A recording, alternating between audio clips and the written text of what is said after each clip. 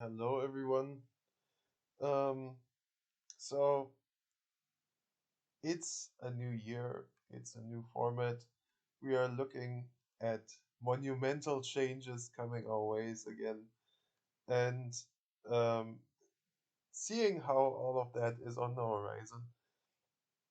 I thought to myself, it would be cool to produce um, kind of a series of short deck text videos where I kind of go over how my favorite decks, the ones I play frequently have changed, what kind of things I learned, what kind of things I am going to, you know, assume about the coming format and how I am planning to tackle all of that by just looking how things went over the course of the last few months and what that means for the future maybe. So this is part one. This is obviously my most played deck in mono black, and we'll go over the changes that are coming to the deck. First of all, one thing to say definitely is that there's not much coming in the next set, Phyrexia Orwell V1. So yeah, that is also a reason why I'm doing this, because for the last set for Brothers War, I updated my primer with a little bit of an overview of the new cards that I would want to test out. But there's really only one card in this set, which is Sheoldred's Edict. Apart from that, there's nothing really good coming, and so you know I thought this might be something a little bit more substantial than just updating the primer. So the first thing you need to do whenever you're adjusting to a new format is, of course, the trends that are going to be relevant in the upcoming cycle, basically. The things that will dominate the format going forward, or that have dominated in the past few months even. We've definitely seen a rise in initiative decks. The initiative plays a huge role in what is currently going on in the format, and that trend doesn't look like it's going to diminish. Um, so that's um, one definite thing that you need to consider whenever building your deck. The next thing is the legality of Birthing Pot. I think Birthing Pot has just now really taken a hold of the format.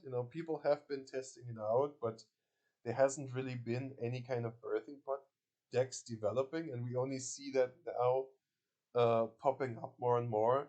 The combo decks that are at this moment relevant in the format are um, mostly creature combo decks that obviously also utilize birthing pots. So it's kind of like this is kind of like a symbol, of course, of the decks that you have to expect when building against combo. Uh, we've seen we've seen Pattern Rector do well at a recent tournament. We saw kind of a Kiki pot combo winning in Vienna. There's a very potent Allurant deck like brewing underneath the surface. So all of these decks are definitely contenders for like the combo throne basically in this meta, and Birthing Pot will be an essential factor in this that we have to kind of deal with. Um, and of course, the recent trial unbanning of True Name Nemesis will also bring a new dynamic into the format where we have to kind of think about dealing with this nearly unkillable creature again. I don't expect it to have as much of an impact on the format as it did back 4 years ago when it was banned. Since nowadays there's like so much more snowbally threats than true name, but it will bring an interesting dynamic definitely to the initiative games where it's both very good against and with the initiative. And yeah, it's interesting to see how that might play out in the future. So, given all of that, how was I how am I trying to adjust to this format? Well, let's start first with the lessons that I learned over the past few months, trying out the format in this new environment.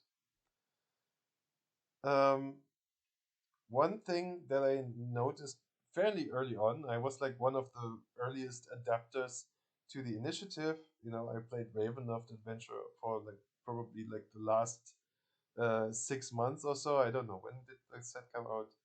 Sometime in the summer, but I played it for quite a long time. Um, but and well, and it was great as long as the initiative hadn't really caught on yet. I remember back when this set came out, people were still doubting the initiative. I said right from the start, White Plume Adventurer is the most broken card in the set, and some not all people were kind of still doubting me. Um, but yeah, like this definitely changed over the course of the rest of the year, and the initiative became the most dominant thing that you would have to expect out of like any kind of creature-based mid-range deck, basically. Um, and so in this kind of meta, I was obviously also like dabbling around with the initiative, and it was great as long as people weren't really expecting it, weren't really playing against it. The more initiative decks that popped up, though, the more I noticed one fatal flaw with all of these initiative creatures, and that's that they don't really stabilize you very well. You can't play them uh, if you're even a slight bit behind on the board. And if you're running a 4 drop, that's a massive downside that you don't really want to contend with.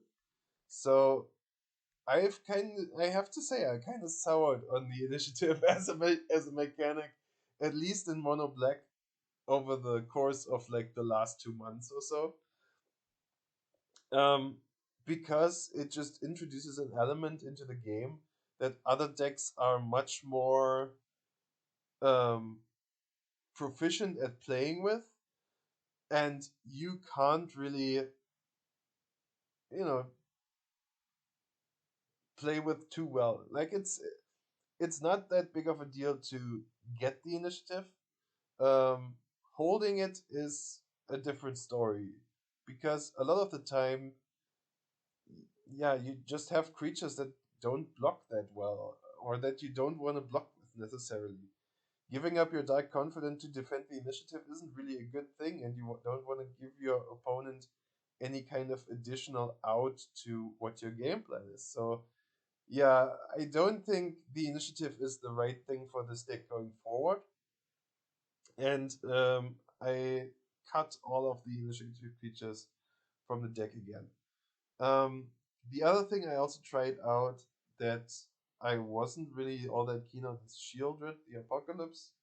A card that has been having like a massive amount of hype over the course of the last months, which I initially were not that big on until it saw some play in Legacy and was like kind of successful. Then I tried it out, and at least as far as 4 drops go, it is okay. It's definitely um, winning you the game rather quickly when once it sticks, but it's still a 4 drop that one gets bounced by Caracas and dies to everything pretty much. That doesn't really have an impact on the board right away. You tap yourself out for this, your opponent plays a removal on it, and you get nothing out of it. So that's a bit of a tough sell. Even if it will most likely win you the game if it sticks. Um, I mean, that last part is kind of the baseline for a 4 drop. You just don't want to spend this much mana to potentially gain nothing out of it. And that's really my main issue with Shieldred, and that's also why I excluded her from the deck again. At least for now. Maybe there will be a time when I'll give her another shot. But for now, definitely not the right time for that. So that was the first lesson. Is that what works for others does not necessarily work for you, um, and you don't need to follow every trend that you know people might be hyped up about. It's good to test them out, obviously, to get a sense of how it's like to play with them. But I don't think it's a good idea to just go in hard on everything new that's uh, coming your way, basically. So the second lesson, which was also a little bit driven by the things that are now relevant for the new format, is that you can't always beat your opponent's nut draw. And to that extent, it's not very helpful to include a lot of like narrow but subpar answers to stuff. Um, I have three examples here for cards that I considered over these last few months that I just I'm kind of very hesitant to like add them to my deck, and all of these were motivated by losses I had. Kind of like kind of as a knee jerk reaction. Um, both Murderous Rider and Pithing Needle because I had like some bad experiences against Oko. Um, and Sinkhole, well, you only need to do one game against Scapeshift with this deck, and you know why and you will know why I'm considering Sinkhole again. But as far as like um these cards go, I never really had the guts, I guess, to finally really put them into the deck because in the end these are too niche. I wouldn't say they are unplayable necessarily, but definitely not the most optimal answers you can have to the problems that you might be facing. And then there's the question of how much do you need to answer these problems anyway? Like, how many games are you playing against Oko? Probably not too much, since most decks only run like I don't know, like 3 or 4 planeswalkers max. Like, how much do you need to tech against planeswalkers?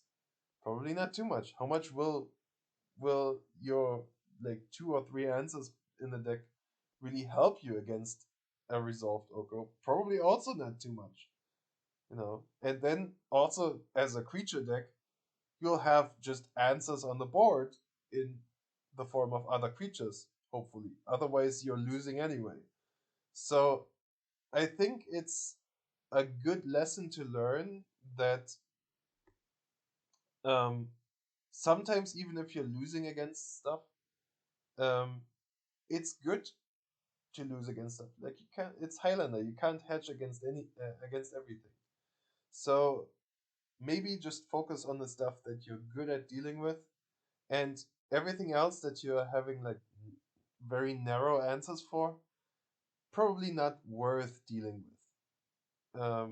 You know, uh, you won't run into it often enough to really warrant like these narrow answers, and they will probably muck your game at some point, because they're just, I don't know, like very clunky, not really the right thing to play at this stage of the game, and so on and so forth. So yeah, like this is basically the lesson I learned with stuff like this.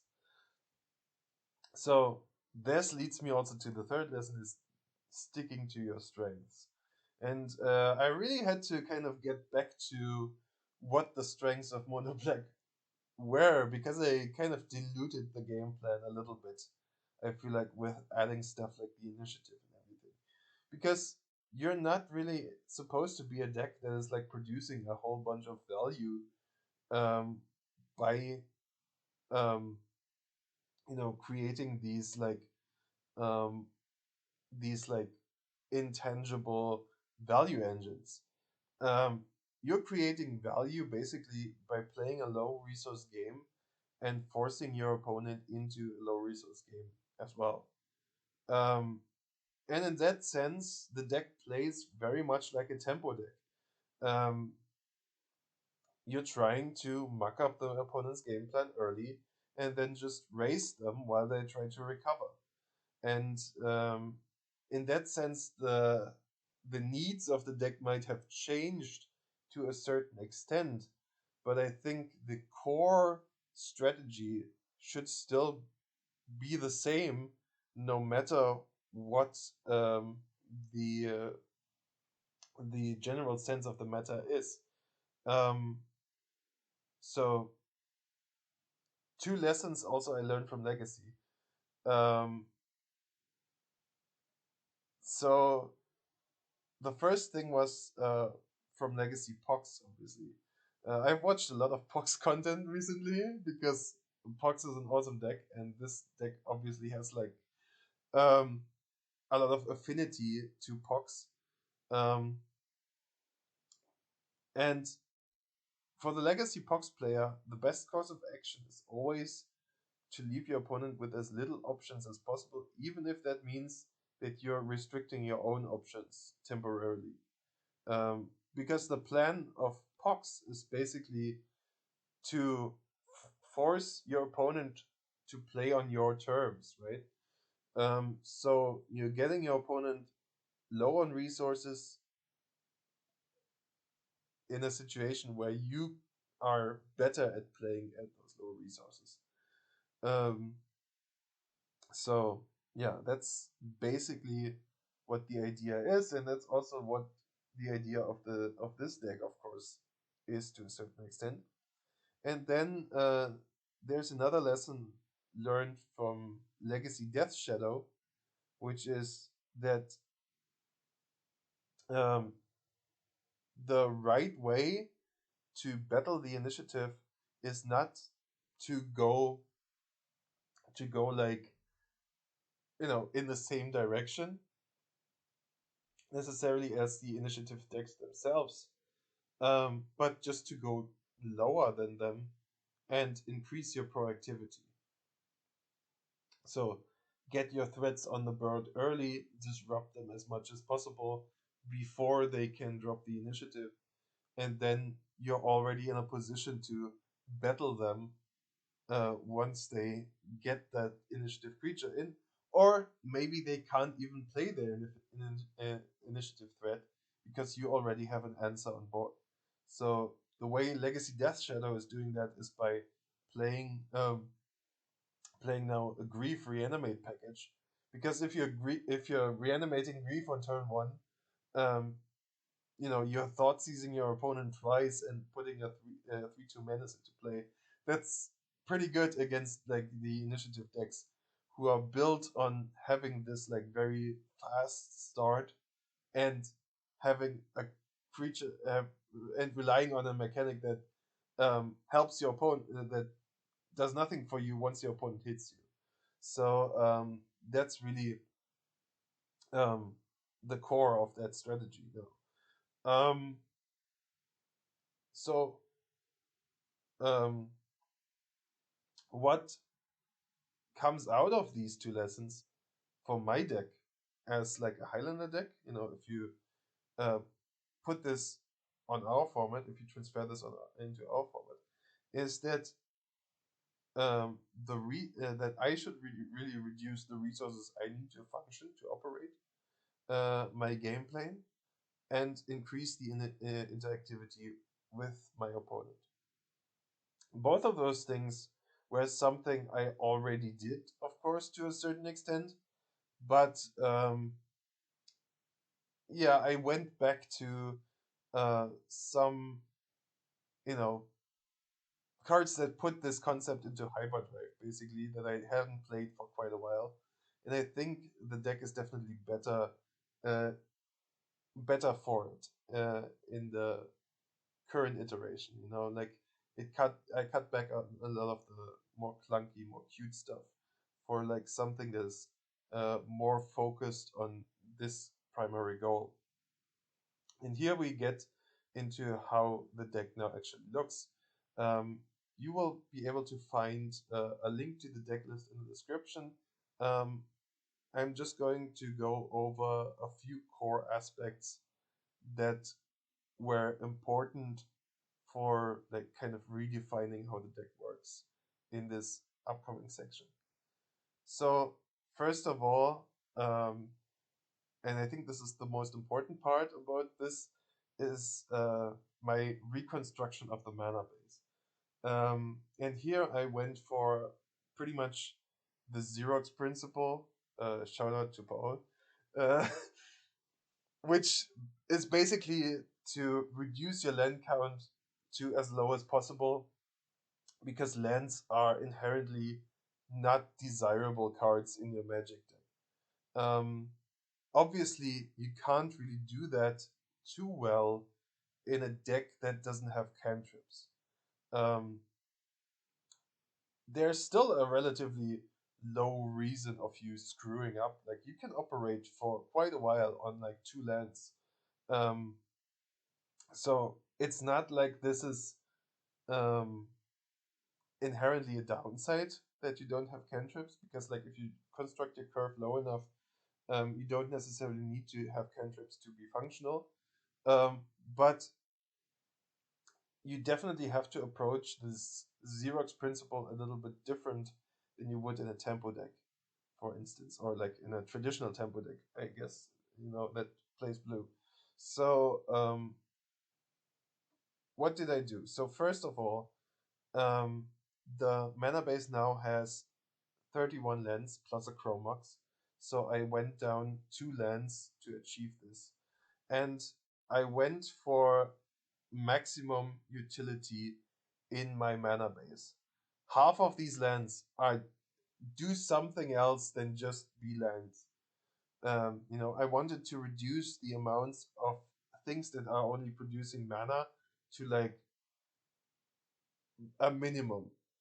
Um, I was never this low on basic lands. I only played 10 swamps, which for a monocolor deck might seem very low, but since I'm also running fetch lands to enable the delve spells, um, the number is actually not the ratio isn't really that low. Like in the average game, you still have about the same ratio as like the average D&T deck nowadays, which the lists that are floating around on the internet, for example, they have like 15 or 16 planes in like 35 lands. So this is about the same ratio if you still count the fetch lands um, as potential yeah basics.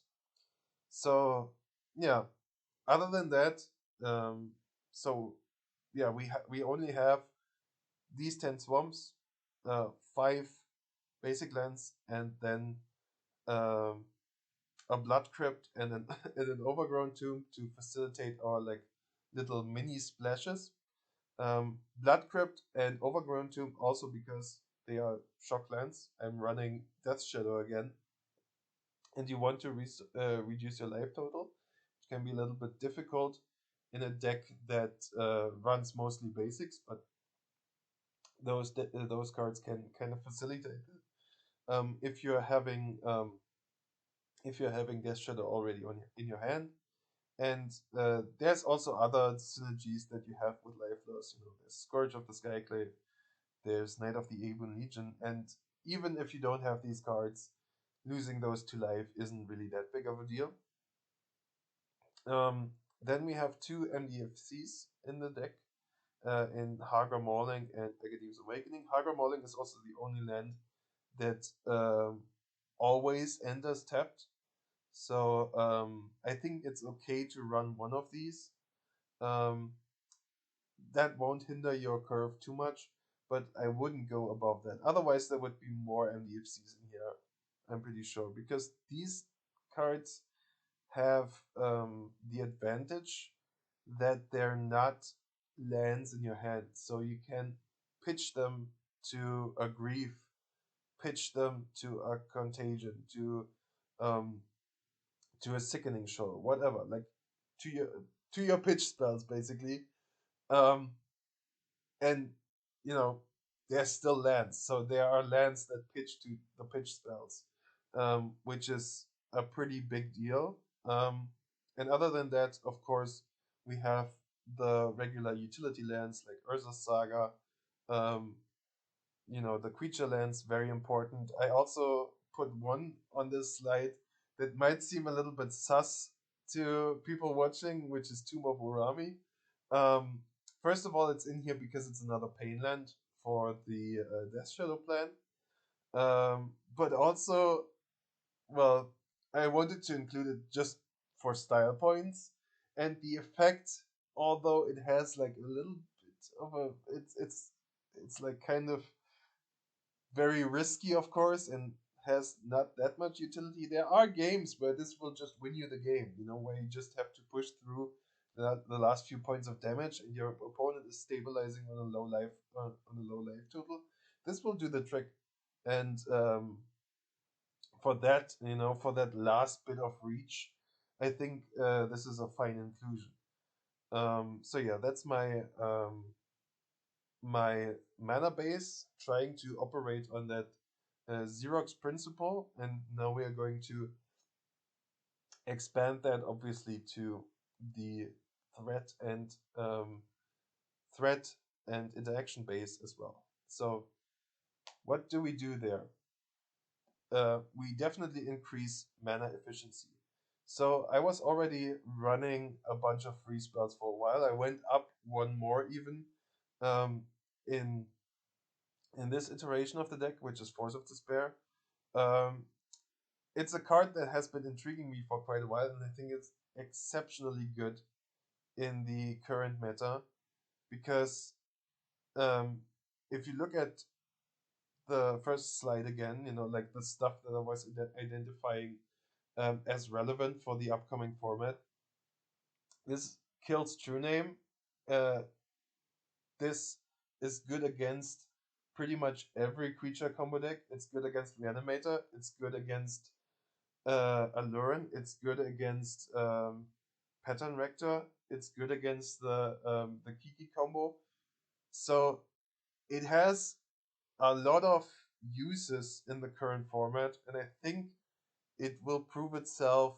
If I test it out a little bit longer. I'm not quite certain yet. It's a very reactive spell, maybe a little bit more reactive than I would usually like, but it's also free at the same time. And people have been underrating subtlety, for example, as well, like at the start. And this is probably the worst member of that cycle, of the cycle from Modern Horizons 1. Um, but that still means that it's not that bad, like how bad can you get on a free spell? So I'm definitely testing it out, but like the other ones are pretty safe, I would say. I'm not including Unmask at this moment. Maybe I would if there's like a more combo heavy meta, because Unmask really only is good against the combo decks. With Grief, you at least have the advantage that it's a creature. It's a creature in your graveyard. You can reanimate it. You can just play it for 4, and it's a decent play. You can't really say that for Unmask, and that's why it's at the moment not in here. I think if you have um, a pitch spell, the 2 for 1 is only really worth something if it impacts the board, unless you're playing against combo. Which is why, yeah, Grief is the only one of these that is affecting the opponent's hand. Um, and on the other hand, on the right side of the screen, we have the threat base. So I took out all those clunky initiative creatures again. There's only one 4-drop still in the deck, which is Rankle, because Rankle is awesome. And yeah, people can fight me on that. I'm still convinced it's the best black 4-drop ever printed. And I will die on that hill. But yeah, apart from that, I'm running the Delve spells again, and a Death Shadow, um, and Scourge of the Skyclave, Rotting Regisaur, all of the undercosted beaters that are pretty much a given anyway. But yeah, like these three creatures found their way back into the deck. They are obviously a little bit more situational than those other cards, because you might not always be able to cast them um, on time. It's not like we are playing like a Spellslinger blue deck where you can power them out on like turn 2 or 3. Um, but I think we have enough stuff going on. Like, even if they're stuck in our hand, we can loot them away. We can pitch them to a pitch spell. It's going to be fine. That it's still good to include them in the deck. The two other cards I included here are what I would call, facilitators of like a fluid curve in a way, which is something I really like. I like spells that you can play early, just if you need something to fill out your curve, but they will slot into a different area on the curve later on as well. Like, for example, you know a Turok is just a 2-drop. If you need a 2-drop, it's better to, and your only one that you have in your hand is Turok. It's better to play the Turok than to do nothing on turn 2 a lot of the time. But of course, ideally, you want to wait until you have 4 mana to cast it for its full amount, so you can get more value out of it. Egon, of course, different story. Also a little bit situational. Needs to have a full graveyard to work uh, well. So it's a bit more of a mid to late game threat in that regard.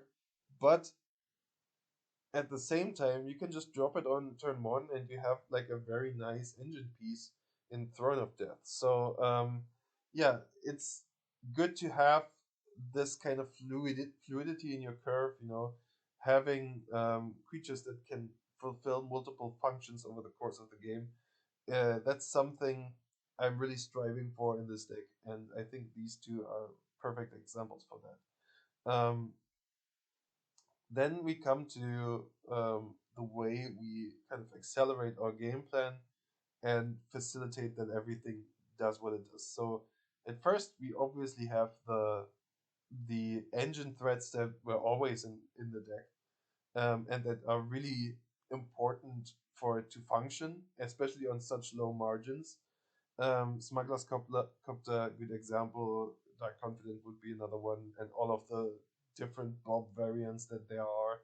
So there's like a whole host of these, and I'm not going to go through all of these, but this is obviously a core element of the deck that should never be compromised on. Um, Then we have the Pox package, um, which Pox I feel like is a very misunderstood card in a lot of ways. Um, because people see it as this control card, because that's what Legacy Pox is. This is like it's this very slow deck that is trying to get your opponent out of resources and then beating them down with like a Muta Vault or something like that. You know, like as your only threat. Um, that's not. I think that strategy is not something you can do in Highlander. And all of the attempts at Pox decks like that I've seen in like Canlander or something, they just fail miserably because they put their decks full of these like discard spells that are just dead once you draw them late.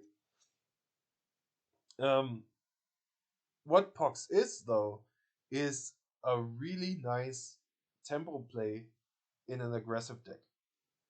Um, in this deck, the breaking the symmetry isn't too bad, isn't too hard. You know, you get your hand empty pretty early. You can operate on very little lands. Um, you have a lot of creatures that just come back from the graveyard, so it's not too difficult to break the symmetry. And this is a card that dumps a whole bunch of material into your graveyard that you can then use to fuel your delve spells. It also does a ton of damage, not only to your opponent but also to you. So this also enables the Death Shadow, and yeah, if you drop this on turn four, you know, with like three lands on the board, you sack one thing of each, and then you drop a Death Shadow or a Gurmag Angler. It's a devastating tempo swing that is, yeah, pretty much very hard for your opponent to recover, and that's why it's in here. Then we have Timer It Calls Dead. People have also asked me why this card, why I'm keep coming back to this card as an include into the deck.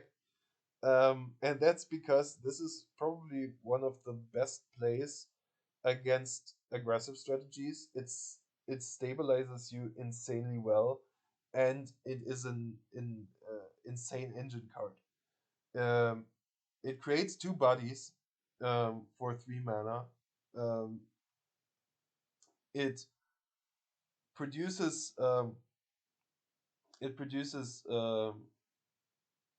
some life gain, some card selection if you get to the last chapter, and it most importantly fills your graveyard. So if this hits one of your recursive threats or something, this is just 3 mana, uh, get two twos, gain 2 life, scry 2, and draw a card. You know, like it's very very good in that sense, and that's why this is such a good card. You know, sometimes I'm like taking it out, but like it always seems to find its way back into the deck. So yeah, that's why it's here. Dark Ritual also, of course, a no-brainer. There is some mana acceleration in the deck to just speed out things more quickly, which is also something you need in the current format to really go against these like turbo stumpy lists that are now appearing more and more um, in the current local meta. Here we have decks that are like running Ancient Tomb and City of Traitors and Chrome Moxen and Mox Diamond, and like pretty much everything that um, can give you 3 mana on turn two, even without playing green.